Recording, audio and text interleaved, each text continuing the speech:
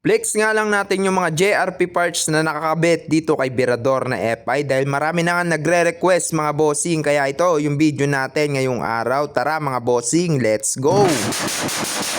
Yo, what's up mga bossing? It's me again, Virador na FI mga bossing. Ipiplex nga lang natin yung mga piyesang nakakabit dito kay Virador na FI. Kargado pala tong unit natin. Kargado yarn na mahal ng gas ngayon mga par. Madami na kasi nagre-request mga bossing kung ano nga daw yung mga JRP parts na nakakabit dito kay Virador na FI. Yan mga bossing, tinututukan na natin ng camera. Ito yung BARD natin na radiator mga bossing, napaka-solid. Siyempre ang gamit nating rim set mga bossing ang nag-iisang carbon ng JRP mga bossing. Yung carbon na kulay black, solid yan mga bossing. Kaya kapag nag-build kayo, try nyo yung carbon na JRP mga boss. Tapos siyempre, ito yung mga boss, JRP flat seat. At dito yung ginamit natin tipos, yan yung Versace yan mga bossing. Pati yung handlebar natin, JRP yan mga boss. Tapos honey wheel switch lang na local. Kasi yung pambil ng orig niya na mahal kaya niya mga bossing. Dito naman sa ilalim ng upuan natin, naka-grab bar delete tayo. Yung battery cover, syempre yan, nag-iisa JRP natin na gas tank, Versace na rin yan mga boss. Wala kasi akong magawang content ngayon mga bossing. Ngayon may kita nyo si Virador na FI, nakasampa pa rin dito sa stage mga bossing. Kaya siningit lang natin tong video natin dahil marami na nga nagre-request. Sa plant shop natin mga bossing, gumamit tayo dito ng JRP, pati dito sa may brake panel. Bali naka drum brake pala tong unit natin. Lang mga bossing, peace out.